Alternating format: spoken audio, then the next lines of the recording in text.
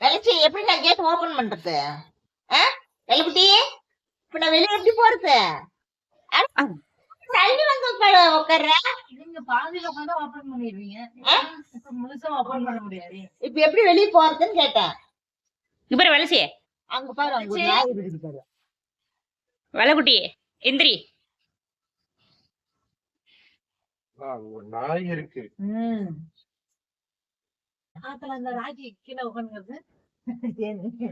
கரீனா இருந்தா எங்க கரியா கறிலாம் கரியா ஓடி ஓடாட கறிக்குட்டி கறிக்குட்டி அவங்க 2 பேரும் அங்க ஒரு நாய்க்குட்டி இருக்குன்னு வேடிக்கை பாக்குறாங்க. நீ ஏன் பாக்க மாட்டேங்கிற?